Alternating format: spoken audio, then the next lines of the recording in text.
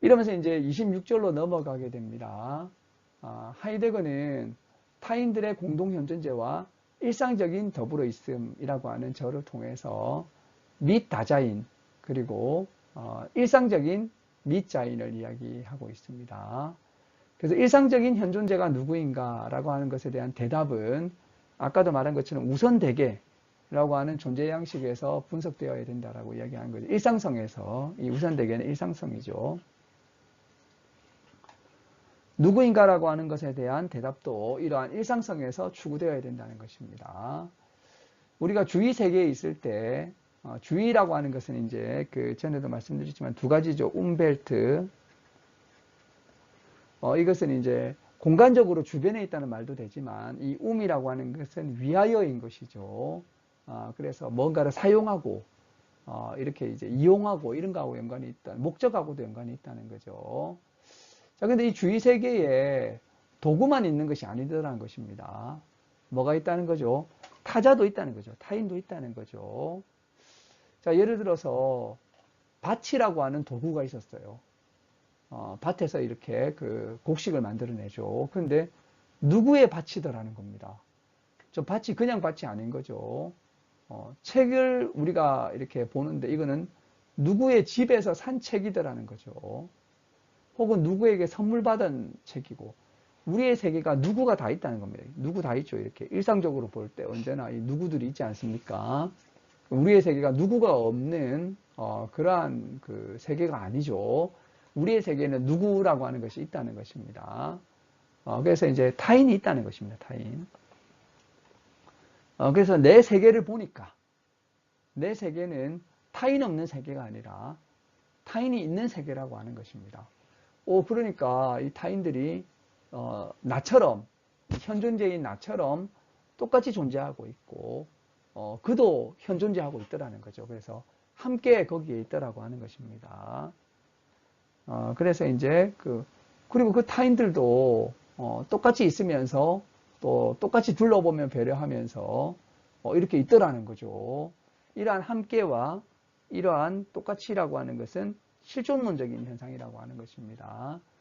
그래서 이렇게 이제 나처럼 이렇게 이제 그 배려하고 둘러보는 그런 똑같은 현존제가 있더라. 이런 이야기를 하고 있는 거죠. 그래서 사실 이제 이 현존제의 세계라고 하는 것은 알고 보니까 공동세계더라는 거죠. 공동세계. 그의 세계와 나의 세계가 공동세계로 있더라는 거죠. 그래서 이제 우리가 세계 안에 있다는 것은, 세상 안에 살아간다는 것은 사실은 함께 살아감이 되는 것입니다. 공동세계가 있고 공존제로 살아간다는 거죠. 그래서 우리가 뭐 많은 경우에 하이데거는 굉장히 유아론적이야. 타인을 많이 생각하지 않고 하이데거 생각에는 타자가 별로 안 중요한 것처럼 보여. 개인의 결단성이 중요하고 자신의 죽음, 결단 이런 걸 강조한다. 이런 느낌을 갖지만 사실 사장을 보게 되면 그렇지 않고 오히려 너무 개인이 없이 개인이 타인과 너무 결속되어 있다는 느낌마저도 들게 됩니다. 그래서 이제 개인주의적인 하이데거처럼 보이는 것이 아니고 이것은 전체주의로 발전할 수 있는 하이데거의 싹이 여기 보인다는 거죠. 바로 더불어 있음에서 매우 근본적으로 더불어 있어요. 매우 근본적으로. 그래서 심지어 뭐라고 하냐면 공동현존제라고 부른다는 거죠. 공동현존제. 공존제일 뿐만 아니라 공동현존제라고 하는 거죠. 그래서 세계에서 같이 만나서 세계를 공동으로 가지고 있고 공동으로 존재하고 공동으로 현존제하고 있는 그러한 이제 그 공동현존제로 있더라. 공존제로 있더라. 이런 이야기를 하게 되는 거죠. 그래서 여기에서 훔볼트를 가져오게 되는데요. 나는 여기에 라고 하는 것도 사실은 실존론적 공간성에서부터 이해해야 된다고 주장하고 있습니다. 훔볼트 유명한 이제 언어학자죠. 인칭 대명사를 장소 부사로 다시 제시를 했다는 겁니다. 나는 여기에 있죠. 너는 거기에 있고 그는 저기에 있다는 겁니다. 그러니까 1인칭은 여기라는 이제 장소 부사, 2인칭은 거기라는 장소 부사, 3인칭은 저기라는 장소 부사하고 연관이 되어 있다는 거죠. 이렇게 이야기하면서 사실은 야, 이 인칭대명사와 장소부사가 서로 연결되어 있네 이렇게 이야기하면서 상당히 흥미로운 분석이죠. 언어학적으로. 근데 하이데거는 여기에서 그치는 것이 아니라 이런 식의 장소부사라는 것이 바로 현존재의 근원적인 공간성의 성격들이고 실존론적인 의미를 가지고 있다는 것입니다. 그래서 하이데거의 실존 공간은 어떤 것이었죠? 바로 거리 없앰과 방향 잡음이었죠. 이것이 이러한 이제 나 여기, 너 거기, 그 저기 이런 이제 그 이야기들하고 서로 잘 연관되게 된다라고 하는 것입니다. 그래서 어쨌든 이런 방식으로 공동세계 안에서 이런 실존론적인 공간 안에서 같이 있다라고 하는 것이죠. 그러면서 이제 공동세계 안에서 더불어 있으면서 더불어 함께 이런 이제 현존재로 있으면서 거기 있으면서 이렇게 함께 있다라고 하는 것을 하이데거는 강조하고 있습니다. 그래서 현존재가 본질적으로 공동존재더라 이런 이야기를 하고 있는 거죠.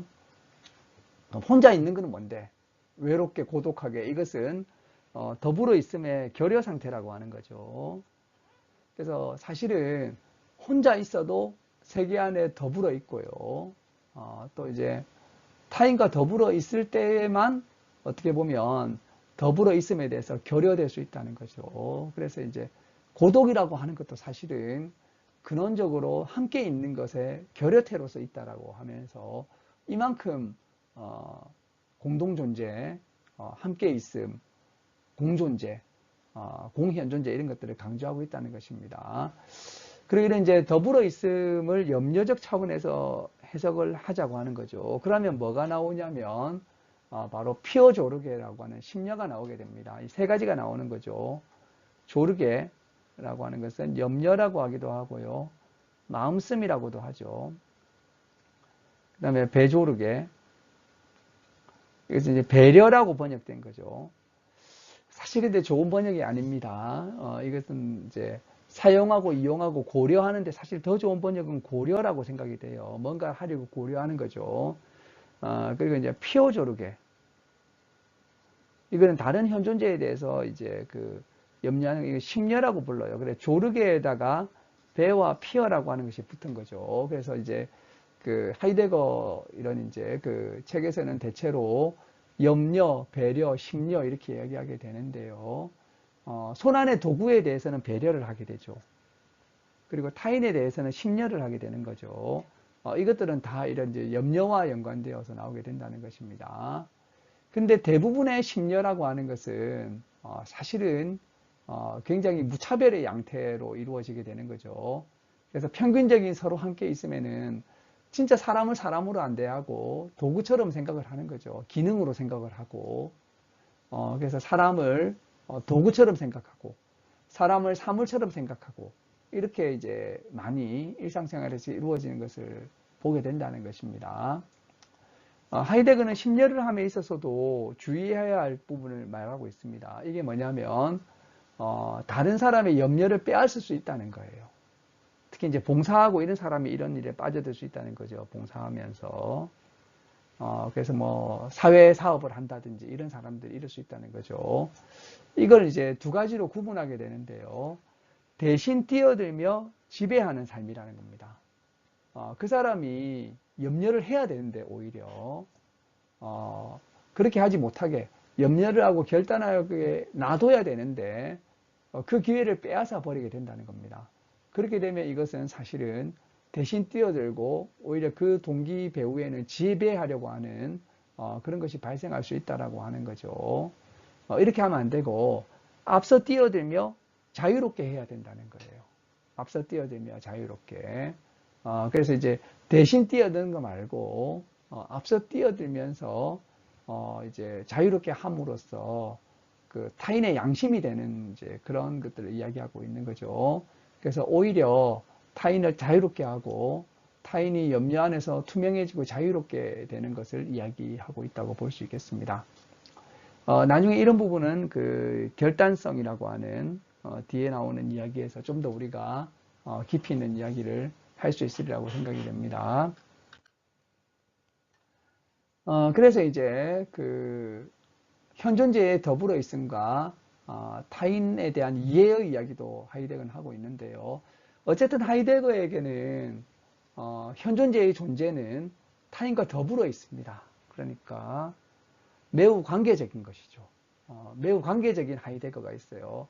매우 개인적으로 느껴지는 하이데거가 있지만 사실은 근본적으로 하이데거는 매우 이렇게 관계적인 것이죠. 하이데거의 관계적인 측면을 잘 보여주는 단어가 바로 더불어 있음이라고 하는 거죠. 이렇게 더불어 있습니다. 그래서 이제 타인의 여러 밝힘에서 유의미성도 세계성도 함께 형성돼서 이런 이제 공동세계성으로 있다는 거죠. 그리고 이런 더불어 있음으로 있기 때문에 타인에 대한 이해가 가능하다는 것입니다. 그래서 어떻게 보면 하이데거는 감정이입이라고 하는 거 있죠. 감정이입. 이런 것은 사실은 더불어 있음이 되니까 감정이입이 된다고 봤다는 것입니다. 그래서 이런 이제 그 타인을 이해한다라고 하는 아주 사실은 그 매우 어려운 거죠. 우리는 어떻게 남의 마음을 알 수 있을까요? 거의 불가능한 일이죠. 그래서 이제 보통은 이런 것들이 이제 감정이입이 돼가지고 타인의 마음을 이해한다고 하는데 그런 것이 아니라 존재론적으로 사실은 타인과 더불어 있기 때문에 우리가 감정이입 같은 것도 된다라고 한다는 것입니다. 근데 이제 잘못된 서로 함께 있음도 있어요. 이 서로 함께 있음이라고 하는 건 mit einander sein이라고 하는데요. 이것은 서로 이제 그 함께 있음이라고 하는 것은 함께 있음의 한 또 이렇게 변형태입니다. 근데 잘못된 서로 함께 있음이 있어요. 이것은 여러 주체들이 그냥 총합에 불과한 경우 있죠. 그러면 타인을 그저 하나의 수로 파악하게 된다는 거죠. 우리 그룹에 10명이 있는데 이제 열이라고 하는 숫자 안에 하나로 파악하게 된다는 거죠. 이렇게 되면 진정한 의미의 이런 이제 타인을 대하는 것이 아니게 된다는 거죠. 그리고 하이데거는 이렇게 이야기합니다. 현존재는 배려되는 세계 속에 몰입하면서 타인들과 함께 있는데 이렇게 있으면서 그 자신이 아니게 된다는 거죠. 일종의 소외 같은 것이 일어나게 된다는 겁니다. 두 가지 하이데거는 이제 배려되는 세계 속에 몰입하고 이것이 일종의 빠져 있는 거죠. 타인들과 함께 있는데 그 자신이 아니게 된다는 거예요. 그러면 일상적으로 서로 함께 있으면서 이런 이제 것의 존재를 넘겨받은 그는 과연 누구인가? 그는 과연 누구인가라고 하는 이런 의문이 생길 수 있다. 일상적인 이런 배려하면서 서로 함께 있으면서 살아가고 있는 그는 과연 누구인가라고 하는 이런 의문을 던지면서 26절을 마무리하게 됩니다.